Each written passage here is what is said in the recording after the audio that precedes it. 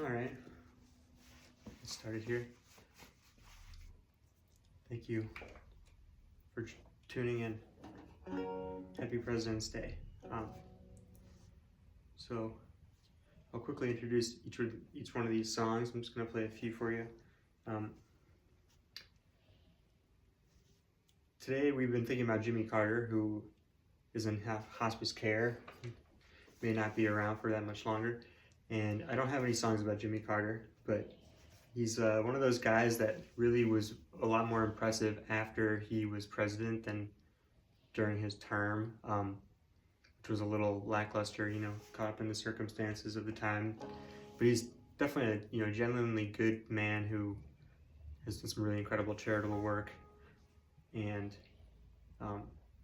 is our oldest living president at 98 years. He also is the longest married president. Him and Rosalind have been together for 76 years, which is really impressive, and they have a really sweet relationship. And I have another sweet presidential couple to sing about, Harry and Bess Truman, who had a similarly lifelong love affair. He spotted her in Sunday school, and they were together after he got home from World War I until she died before him. This is a song I wrote called Lovebirds. Harry got knocked off of his feet the first time that he saw Bess. A little boy too nervous to speak to a girl in her Sunday dress. Mom thought she was out of his league. He wouldn't give up so fast. Harry Truman got the girl of his dreams 30 years after that. They were talking about birds, singing a song, no words, and it goes like that.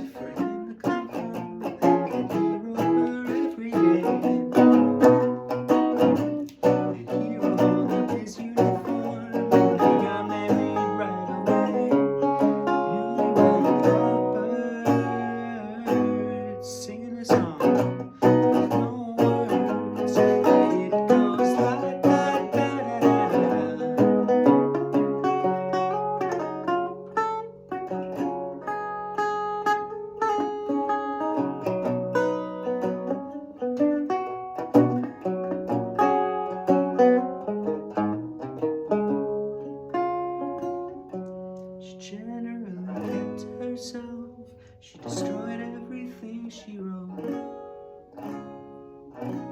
but Bess kept all of those letters. They could fill a book.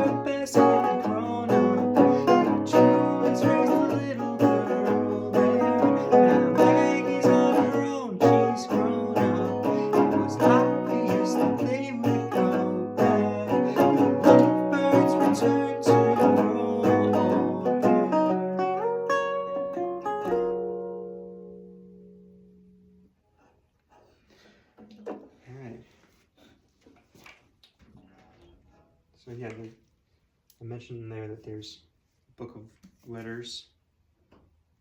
It's a real book.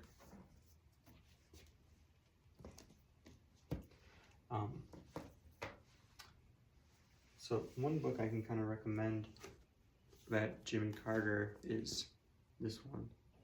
It's about his growing up days. It's not that long. He has a really inspiring story. He's written a lot of books. It's called An Hour Before Daylight. So, like I said, he had the longest post-presidency, this guy. I'm going to tell you a story about the guy with the shortest post-presidency. That would be James K. Polk. And James K. Polk actually had a very effective presidency. He kind of said, I'm going to do one term and then I'm out. I'm going to do these 4 things. And he did all 4 of those things. But then he gets out of office and it really had just broken him. He wasn't even an old man. He was 53 years old and he died after 153 days. So he just lived a few months past his term. This is a song I wrote in my first on an album called Lesser Known Presidents. This is called Tull.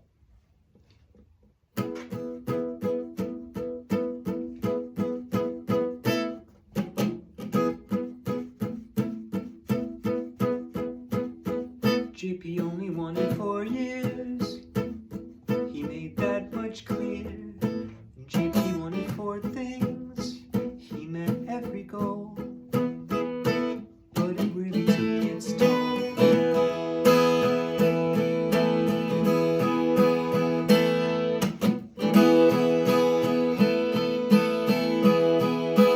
He added California, set the border up in Oregon.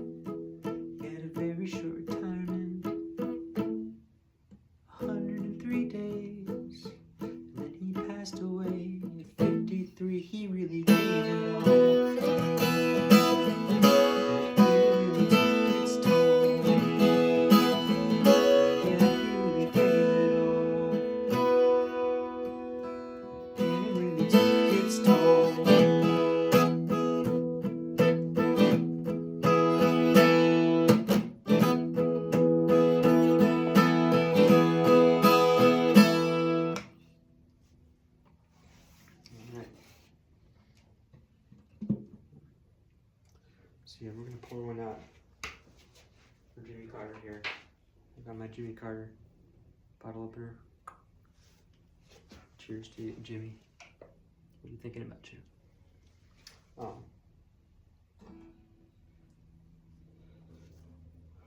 So Jimmy Carter is famously a very nice guy. But our next subject is famously not a nice guy. That would be Andrew Jackson, who just had a real temper on this guy. It was very southern, old school, dueling, does not suffer fools, military bullshitter. And I think he might be one of the biggest assholes that's ever been president. And this song I wrote called, a nice short song I wrote called Asshole, about Andrew Jackson.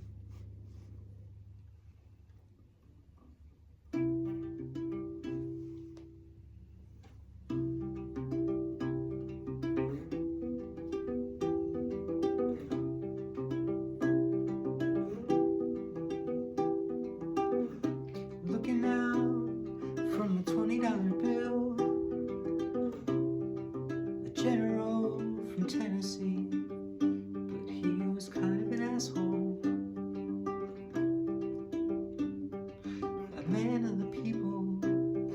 When people were worse, he looked down on equals. He took revenge on them. He met him on the dueling ground because he was kind of an asshole. The bullets in his chest, the skeletons in the closet, from hero from New Orleans, always hit his target.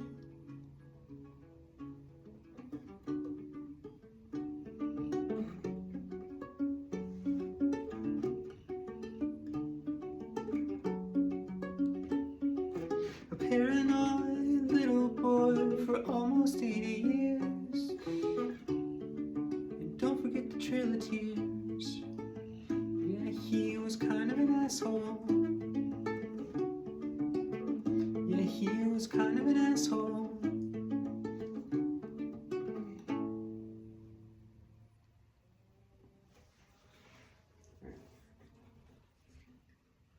Moving along. So the second one of these albums that I put out was called, it was all about William McKinley, who's the 25th president, fellow Ohioan, and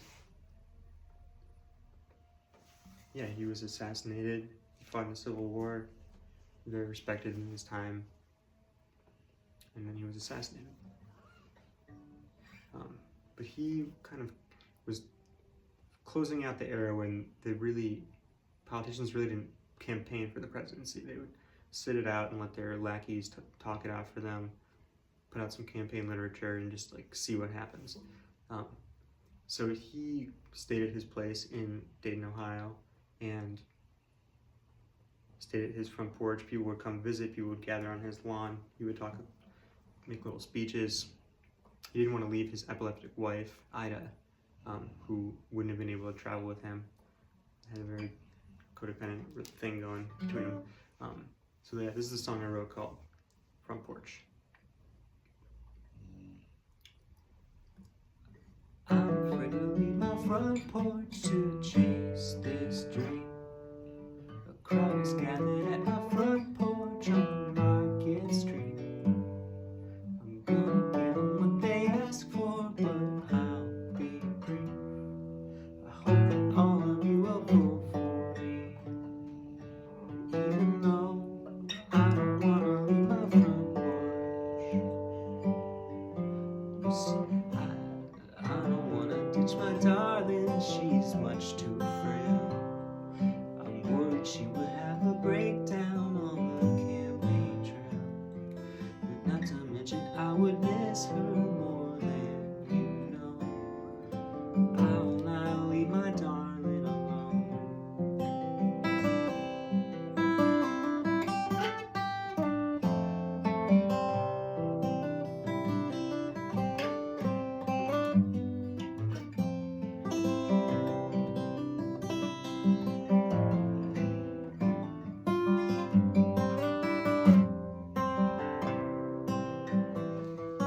I'm afraid to leave Ohio to fight this out. The other guy is so magnetic, he'll drag me down. Not to keep my name in all the papers, I'll stay in town. I'm basically the king of Canton now. My favorite part, I don't have to leave my front porch.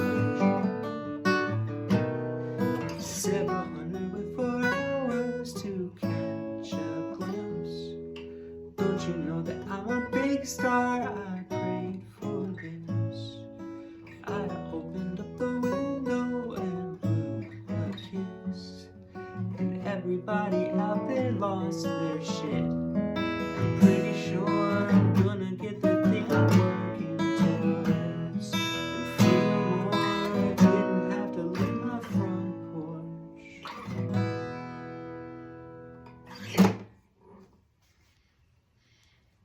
And he didn't, and he won. Then he got shot, so be careful what you wish for. Yeah, so I'm currently working on an album about Abraham Lincoln.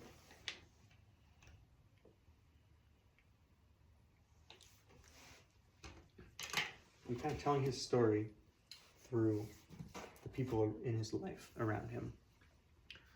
So I'm going to play a song I wrote about a guy named Boston Corbett, who was the guy who shot John Wilkes Booth. This is the book that I read before I wrote it. Boston Corbett was a bit of a mentally off-kilter man. Was a prisoner of war for a while during the Civil War. He's part of this kind of military unit that's put together to hunt down John Wilkes Booth, who has fled to Virginia after he shot Abraham Lincoln. So it takes them 14 days, it takes them 12 days to catch up with, to find out where he is, but ultimately they surround a barn that he's hiding out in. They're gonna smoke him out, so they light the barn on fire. And then Boston Corbett, who's around the side of this barn, looks through the slats in the board and he sees John Wilkes Booth. He's got a gun drawn.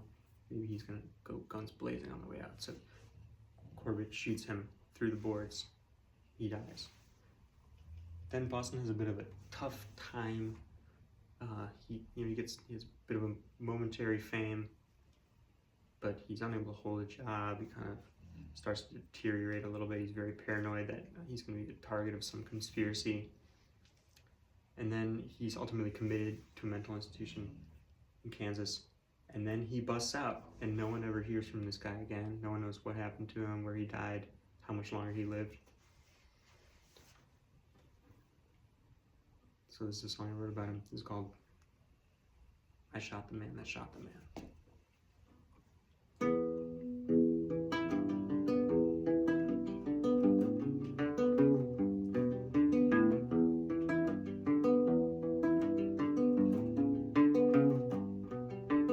I shot the man that shot the man. I did what I did. I prayed for the chance. Truth died on the porch, gasping for air. Forgive me, my Lord, it's a burden I'll bear. You can call me crazy, you wouldn't be wrong. I've heard it said before, God will save me. Providence guided my hand, but I pulled the trigger, my friends.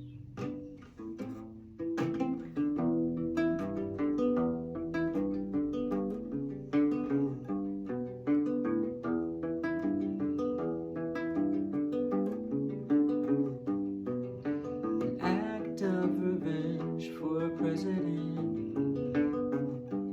A little more violence to bring a war to an end. But I can't keep a job, I can't deal with the fame. I sleep with my gun, there's something wrong in my brain. Or so said the judge, they put me in chains. I made my escape from Topeka Insane Asylum.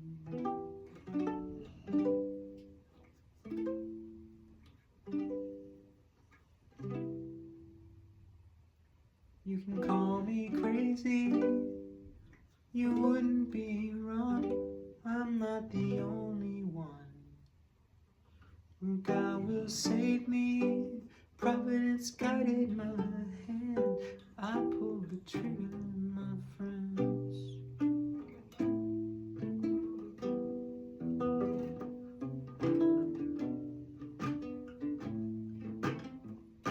So I'll disappear. You'll never hear from me again in paranoid fear. I'm certain they marked me for death, so I'll disappear. Then you'll never hear from me again in my final years. Well, I'll never write to arrive, my friends. Nobody will grieve when I'm dead.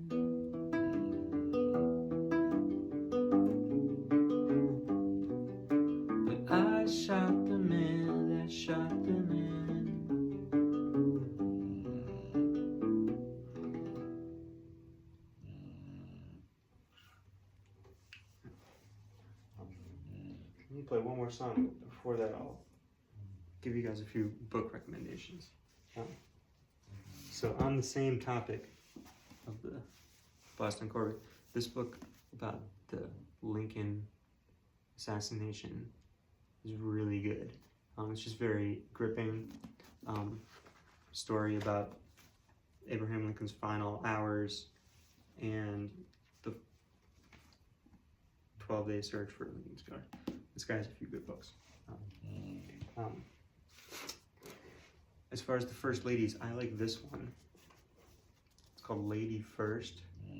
It's about a woman named Sarah Polk who was married to James Polk, and it's a good book about her. So my last song is another new one that was inspired by this book, Lincoln's Ladies.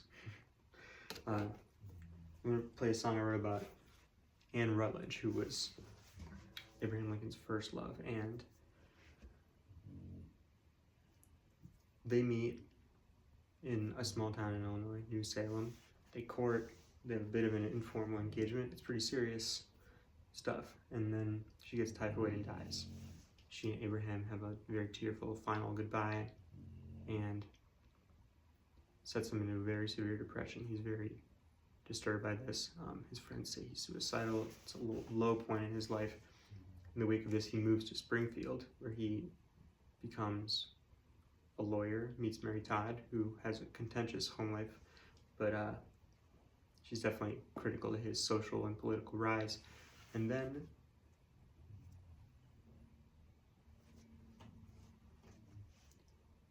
he does the thing we appreciate him for.